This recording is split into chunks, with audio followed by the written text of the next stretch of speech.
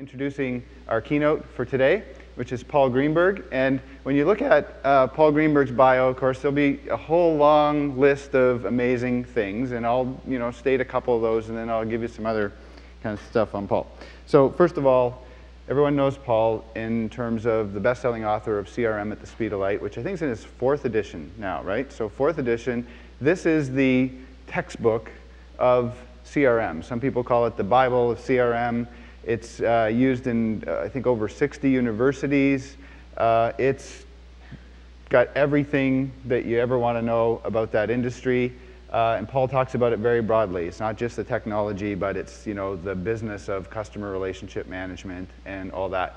Anyone who's involved in this business knows Paul. He's one of these guys that everyone's connected to and is very much thought leader in this space. It's also published in 8 languages, which is really cool.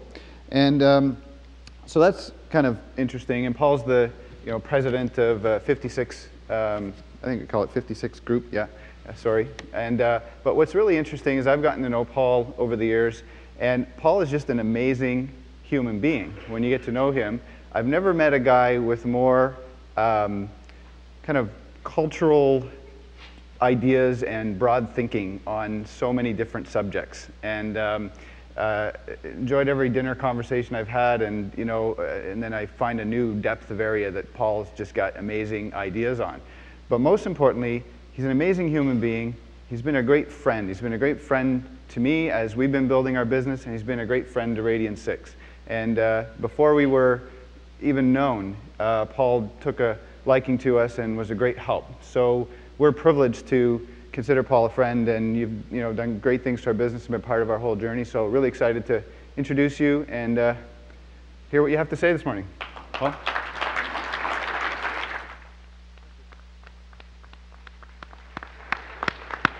Actually, before I begin, it's something to really think about.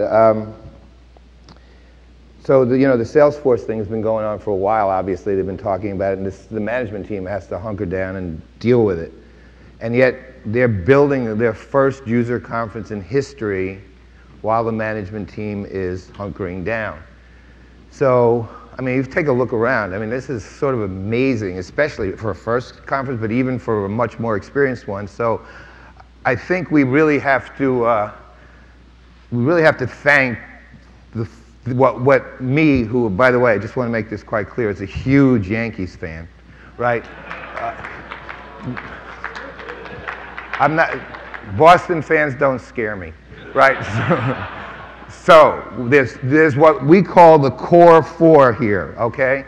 David Alston, John McGinley, Alan Gates, and Rob Begg, who actually put this conference together.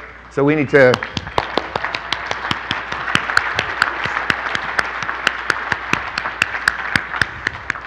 Okay, so actually, before we get into the baseball season, let's get on with this thing. So what I want to do today, actually, is go through why we have the world we have, what we need to do about it, and also strip away a lot of the hype that's going on. So I still don't think this will be a buzzkill, but at the same time, we're going to look at this for what it really is, which is companies like Radian 6 are producing technologies which are enablers that need to lead to business outcomes, okay? Because when push comes to shove, this is business. And while they're cool, and there's no question about that, the reality is that when you're dealing with your own businesses, people are going to want to look at what results you're getting, people want to look at what kind of benefits that the business itself will get, and also your customers will want to look at what, in fact, they're going to get out of you. And so there's been, in the last several years, we've seen the rise of something that's been called not social media, but in fact social CRM, which takes traditional CRM and incorporates social channels. But the question is, how real is that, really? I mean, I wrote 800 pages on it, and I'm still going to talk about whether or not it's real. So either my work was nonfiction or fiction. We'll find out in a minute. Right, so let's start looking at the social customer first. But before we get into that, I want to disabuse you of something. What's going on now has never, ever, ever been a business revolution. Ever. It's been a communications revolution. And it's an irrevocable communications revolution. It's something that has transformed every single institution on this planet and how we, in fact, as individuals, as human beings, interact with those institutions. Look, when push comes to shove, it won Obama the election in 2008. It impacts politics, it impacts economic institutions, social institutions, clubs, and it impacts business. But it impacts business. Business isn't what drives it, it drives business. And the transformation occurred because it changed how we trust, it changed when we communicate, how often we can communicate, with what channels we communicate. The variety of channels has increased massively. And in fact, it's changed the way, when it comes to business, how business in fact works. Look, right now, we live here.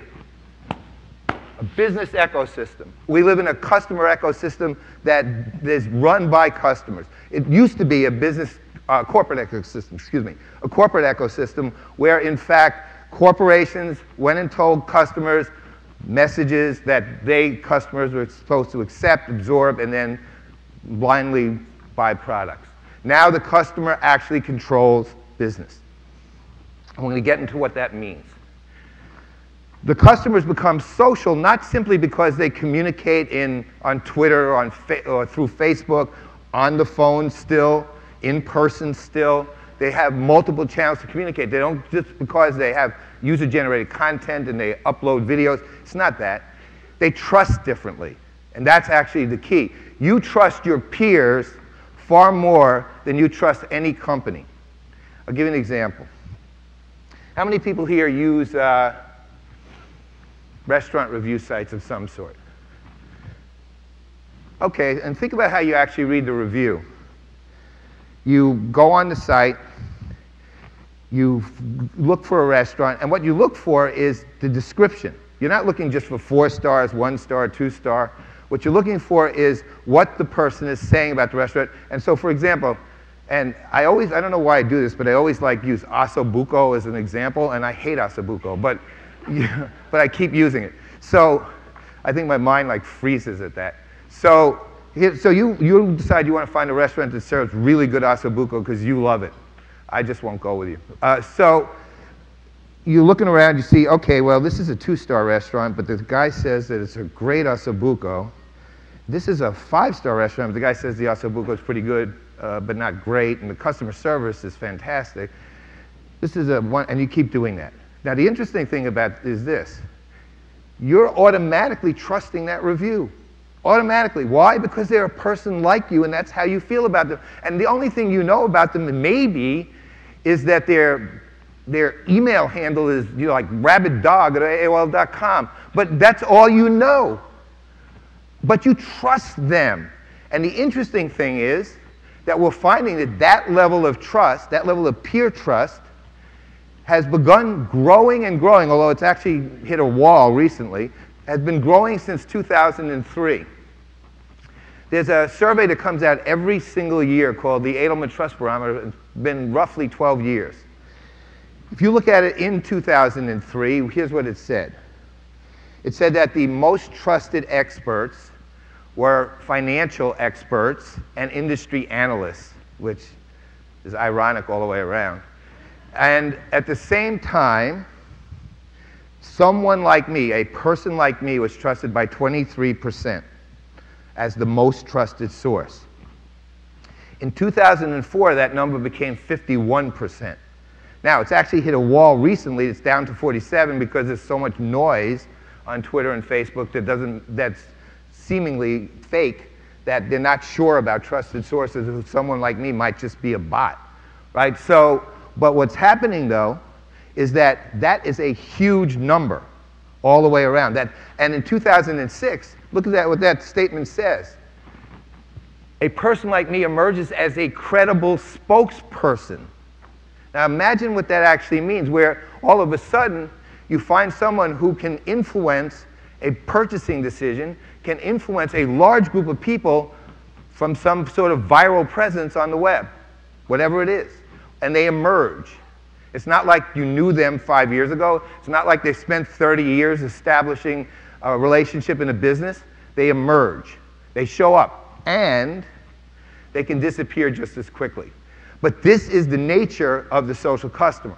And this, in fact, becomes a really interesting issue for people in business, because the reality is two things. One is most of the people in business are probably social customers themselves, though they tend to forget that when they walk in the door. And two is if they're a large enterprise, they have 200 million customers. How do you deal with customers and say, well, you know what? I actually trust my peers more than I trust you. I can get your products other places really easily because, frankly, I can order them from Amazon, or I can go on the web and find them somewhere else, and they don't cost me very much. And even the courier service, I'll have them at my house in 2 days. So, and reality is, you have to prove a lot more to me now than you ever did before, yet there's 200 million people demanding that of you in a large business, like Citigroup actually has 250 million. So what do you do? Well, we're going to get into that. We're going to actually get into what it takes. Now, here's something interesting. So this year's Edelman Trust Barometer comes up with these numbers. So what is this person like me? What do these social customers want to see from businesses? Look at the first one. Look at the first one. High-quality products and services. What's different in that than it was 25 years ago or 30 years ago? Nothing. It's the same thing. There's still customers. They're still buying from a business. That didn't change. Again, it's how we communicate and who we trust that changed, but not what we want from a business. Now we can demand more as customers. Look, I mean, I come from a really leftist background, hardcore. So I'm like a customer advocate really all the time. I'm on their side. I used to be a union organizer. So, you know, the thing is that from that standpoint, I'm on the side of the customer. I'm not on I don't even like business, frankly. But the reality is I stand on their side, but I advise businesses. Why? Because in fact, they don't actually know how to deal with customers very well most of the time as things change. They're very good at dealing with business when things mature and the world continues along a path that's relatively stable. But when things are dramatically transformed, like what we've undergone the last 7 or 8 years, or the last decade really, then they all of a sudden have a problem. All of a sudden, how people market is overthrown. How people engage in customer service is transformed. How people even sell changes. Because people say, look, I have a person like me, and by the way, that's not a person I know. It's a person like me. Keep in mind, there's a huge distinction, because you don't know them, but they seem to be like you. So I have a person like me I can go to talk to, and not only that, I can mobilize if I need to get something done. I'll give you an example, actually.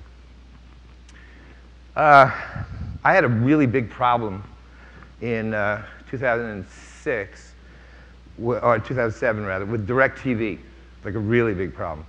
I had 34 problems in 1 month, actually, right? So, but you know, I have 2 blogs that are pretty popular, and what I do is I tend not to like just make it personal. I also tend to like draw a lesson. So I did a post outlining all 34 problems and what the problem with each of those things was. Broken process, bad customer strategy, miscommunication, stupid idiot on the other line, you know, things like that, right? So, and I outlined all of them. And then I did something, and this is a great little tip, by the way. I did something right after that. I didn't want anything out of them, really. I wasn't looking for money. I wasn't looking for discounts. I didn't care. I just wanted a conversation, really. So, a little tip. Every company, every major company has a troubleshooting team that reports to the president of the company. They don't ever broadcast it, but you just call the headquarters and ask for it. I do that all the time. I always get them, right? You just do that. So I did that with DirecTV. I said I talked to a guy named Steve. I still remember this. He was like a manager, and I said I want to talk to a senior executive, and I wrote this piece on you guys. I think you want to see this. It's pretty